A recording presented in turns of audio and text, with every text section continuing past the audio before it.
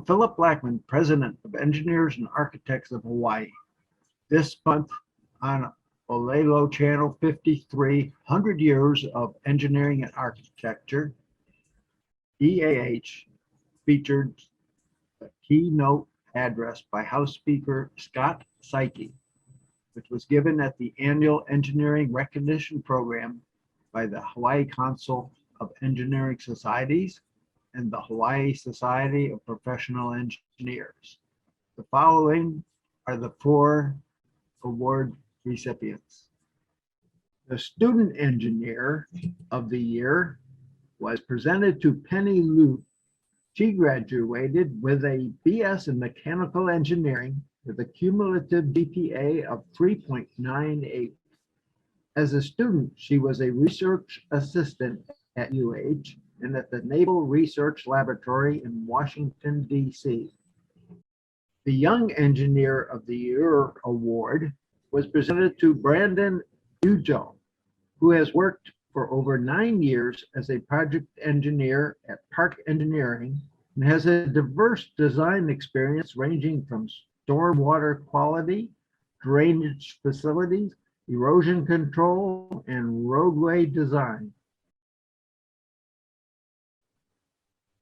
The Engineer of the Year award was presented to Edmund Chang for his engineering work at Hawaiian Electric on the highly technical training certification programs for welders and inspectors by National Board of Boiler and Pressure Vessels, American Welding Society, and American Society of Mechanical Engineers. The Lifetime Achievement Award was presented to James Kumagai, PhD, PE, for his 50 years directed to developing resources essential for our modern society, water resources, and wastewater treatment. Their full accomplishments are available in the 2022 February Wili'iki.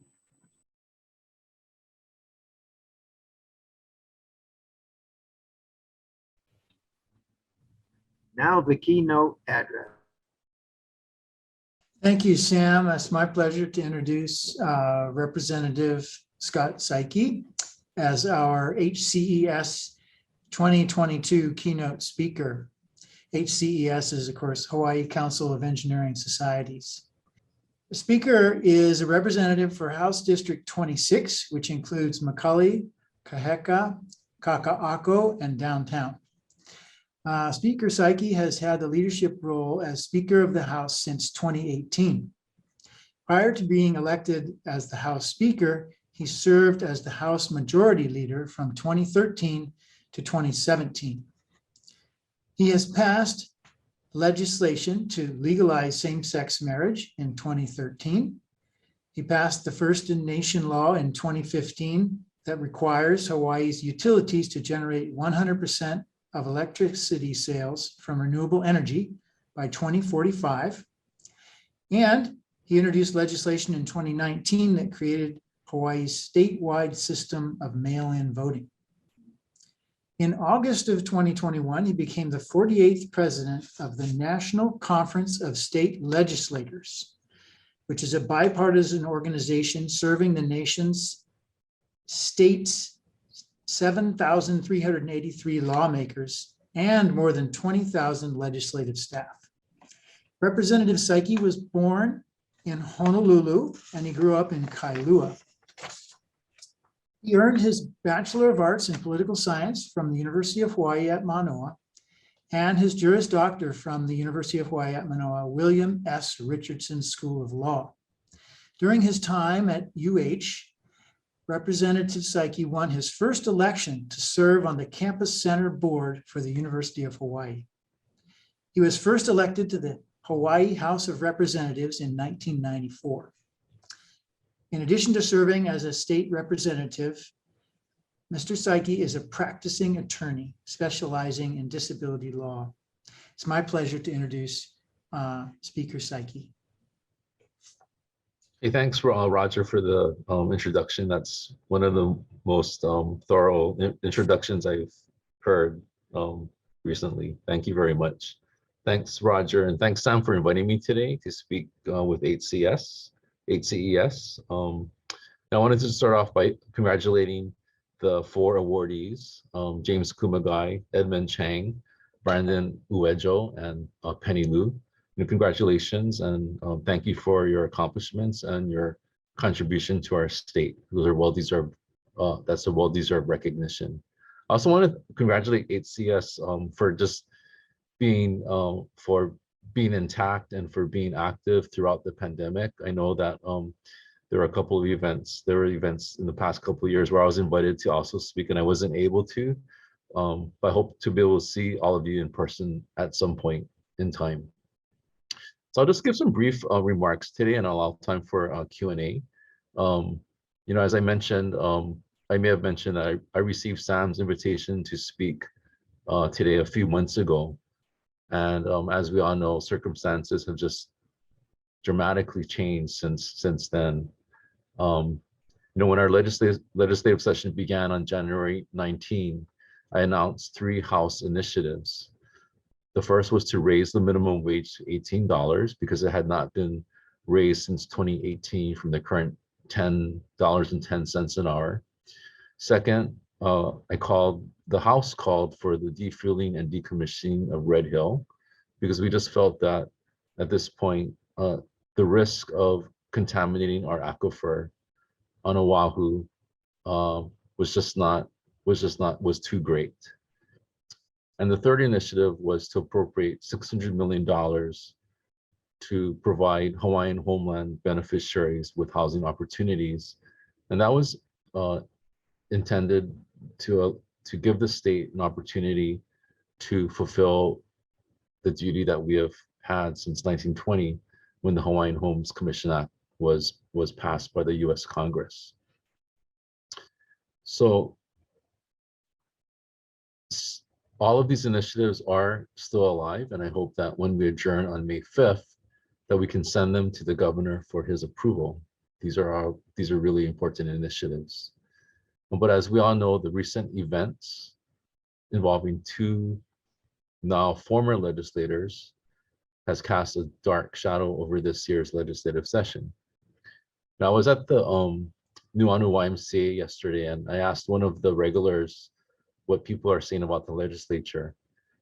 And he said, Scott, people feel that the legislature has broken its duty to the public and that the legislature needs to demonstrate that its willingness to change going forward. So I want to just briefly discuss 3 things that I believe we need to do going forward. And this is kind of like, I'm kind of revising the topic of my speech from the inside scoop on the legislature to raising the bar at the legislature.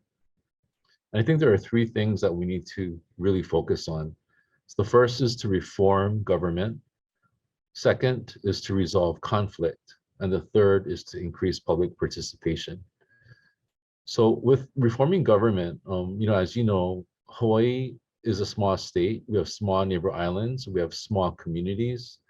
This makes it even more important that we consistently monitor and improve our ethical standards and the way that government does business on a statewide basis.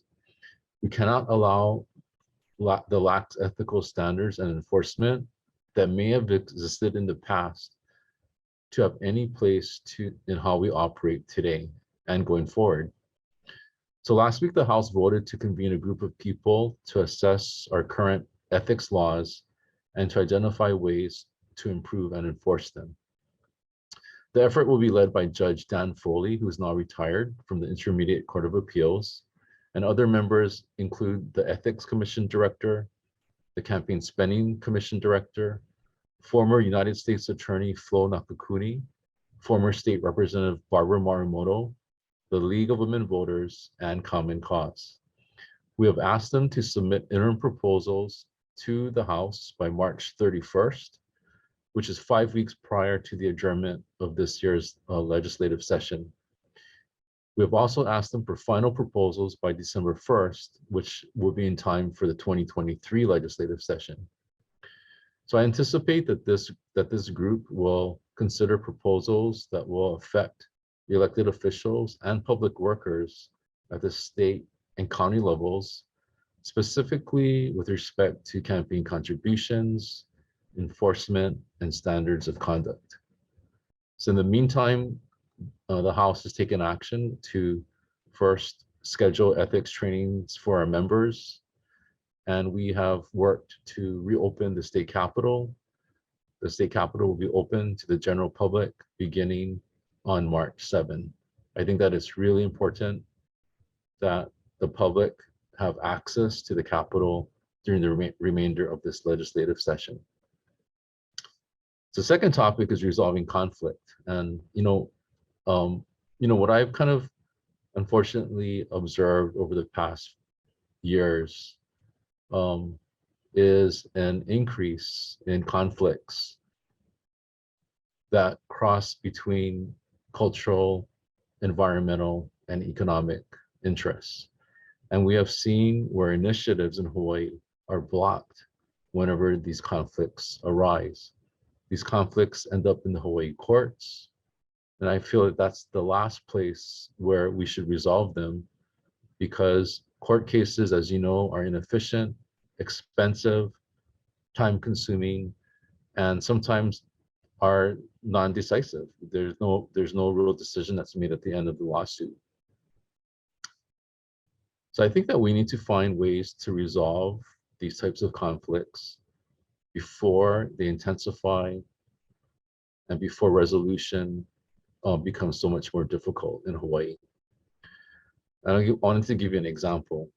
Last year, the House formed the Mauna Kea Working Group, and we tasked it with proposing a new governance structure for Mauna Kea. As you know, the University of Hawaii currently holds the master lease for the summit and manages the astronomy program. And as you also know, the university has done a less than stellar job in managing cultural issues and resources at Mauna Kea. So the working group finished its work in December and proposed that we create a Mauna Kea Management Board under the Department of Land and Natural Resources. The board will have a diverse composition and will be charged with incorporating cultural and resource considerations into its land use and land management decisions. So I support this structure because the current university master lease is not sustainable, in my opinion. And if extended, it will only lead to continued conflict on Mauna Kea.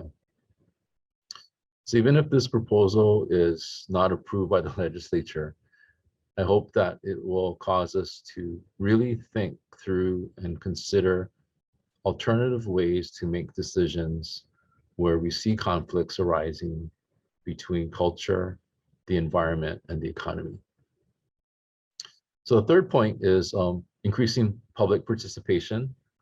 And to make my point about the need for participation, I usually use an analogy where I compare the legislature to a condominium association. So I'm not sure how many people live in a condo, where you're paying maintenance fees. But the association, the AOAO, is comprised of people who are elected by the condo owners. The AOAO assesses and spends monthly maintenance fees. Residents complain about the decisions that are made by the AOAO, but residents don't run for the AOAO. They often don't vote for the AOAO candidates, and they don't always attend the AOAO meetings. So I use that as an analogy to the legislature because I think there's some parallels with the public perception and the extent of participation at the legislature. And I know that we all live busy lives and are working hard, but I really feel that if we want to change things, then there has to be more public participation. One fallout from the recent public corruption cases is that we have been and we are seeing less people who want to serve in elected positions, cabinet positions, appointed positions, judgeships, and even commissions, volunteer boards and commissions. I think that is very unfortunate because we need diversified and qualified people to serve in all of these capacities. So I think, without having a solution for this, I just want to ask HCES for your help, because I think we need to figure out ways to engage more people in these kinds of positions. And I would really like your suggestions on how we can do that. So I'll just close by saying that there's always a silver lining when things look bad. And for me, it's this, that this wake-up call will lead to real reform, will lead to higher standards at the legislature, a real commitment to resolve age-old conflicts, and greater participation in government. If we want Hawaii to advance, if we want Hawaii to be a vibrant community, if we want our children and grandchildren to live, work, and have opportunity here, then we all have to participate and work to rebuild our community. And I know that engineers in particular, who often work quietly and behind the scenes, can play an instrumental part in achieving this goal. So again, I want to just thank you, thank HCES for inviting me today, and I can take Q&A at this point. So thank you very much for your comments, especially what caught my ears was your point about public participation. Because I've spent a long time collecting a lot of professional experience on the mainland, and coming back to Hawaii, I'm finding it hard to contribute some of that knowledge. And in talking to some of more than one lobbyist, they've said, well, it's easy to have input. You have to make donations and you have to help get votes. And so if that's the common knowledge, it's very problematic, because that says you have to pick on a particular person to back, and you are now on one team and not on another team. And so I would love to see more, hear more about your thoughts later about how we can get more public participation without being on a team, on a political team, I mean. Yeah, so I think, Eugene, that so you have to give me your contact information, because I'm already thinking of some boards or commissions that you could probably serve on. But I think I would hope that we're past this, and I think that it kind of has improved a little bit, where the political networking doesn't necessarily lead to these kinds of appointments. I think that we just need, we have to just keep refocusing on having, qualified people, committed people serving in these kinds of positions. And I think that, at some point the public is going to see, and I think the public has already seen, where when we don't have that occurring, then, we end up making poor decisions, or having, having poor results. So I think, yeah, we have to keep chipping away at that feeling about political connections. I'll give some credit to the governor, because I know he's a fellow engineer too. I think Governor Ige has, one thing that he has done is he has really tried to end that system as well. So I give him a lot of credit and props for doing that. It hasn't been easy for him, but he's really tried. Can I just acknowledge Mr. Saiki?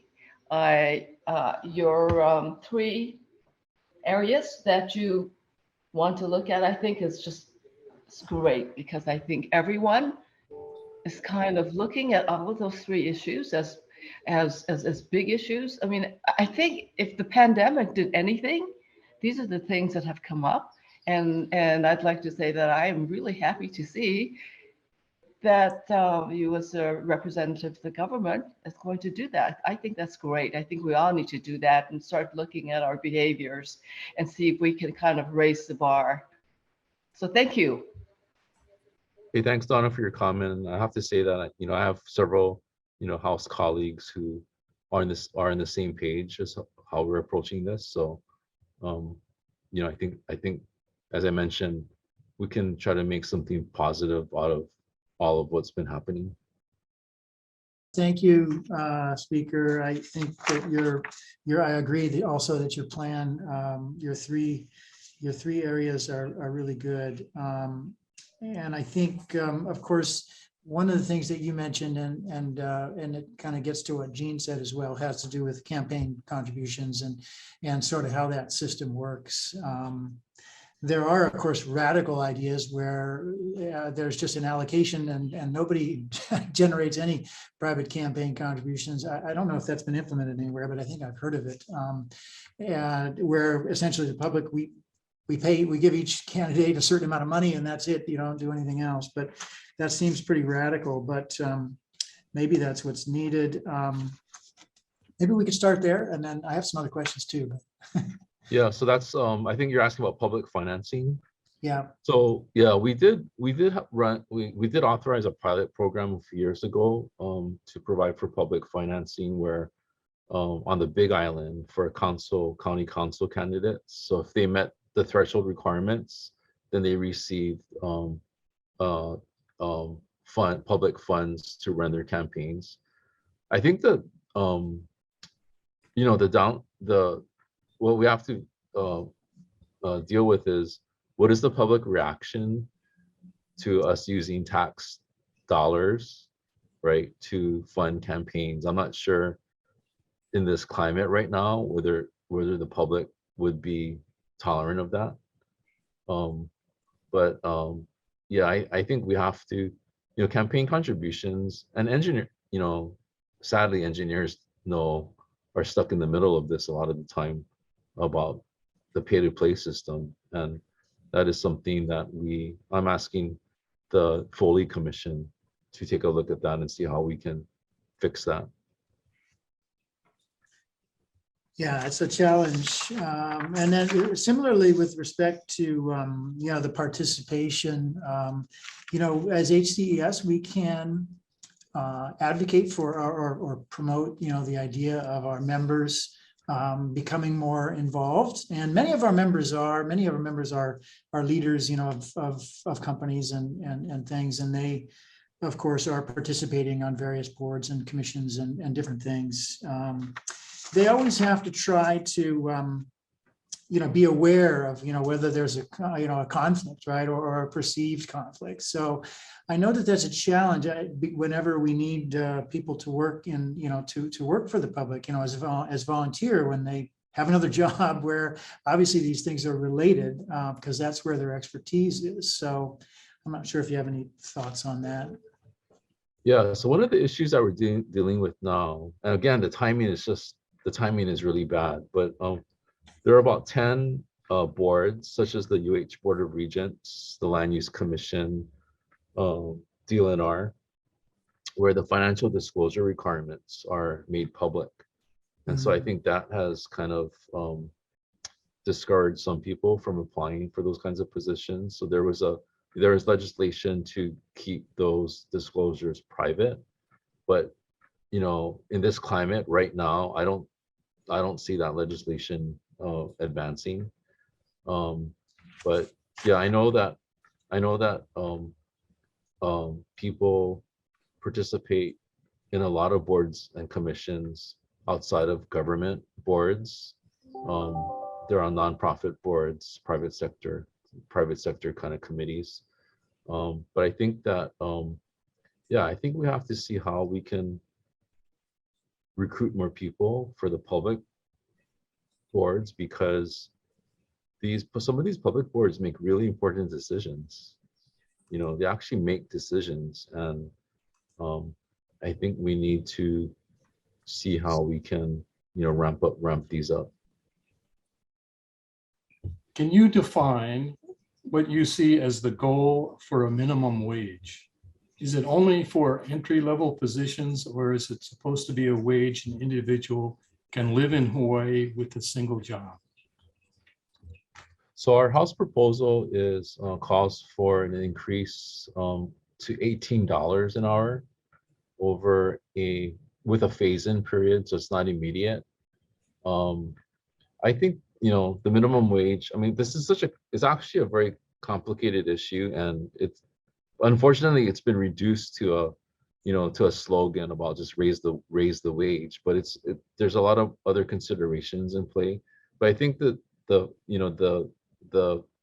minimum wage really is geared towards entry-level workers. Although, in Hawaii, I'm not really sure how many people are being paid the minimum wage, because we don't have the data that tracks that number of people. I think the predominant group is going to be those who are in food service. And then those are tipped, a chunk of those people are tipped employees. So you also have people who work in retail who are being paid the minimum wage. So there's some distinct, buckets of people who are at that level. But I think that the minimum wage was, it was intended to be an entry level wage. It should not be considered a living wage. The living wage calculation in Hawaii, I think, is $32 or $34 an hour. It's far off from the minimum.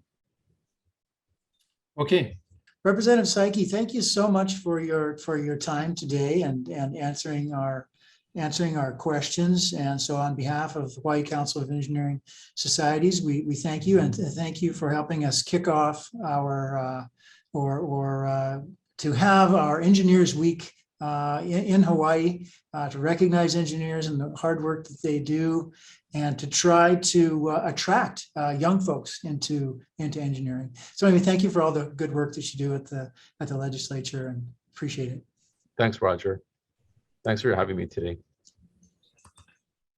Watch episodes and offer your comments and insights in an email to eahawaii@gmail.com.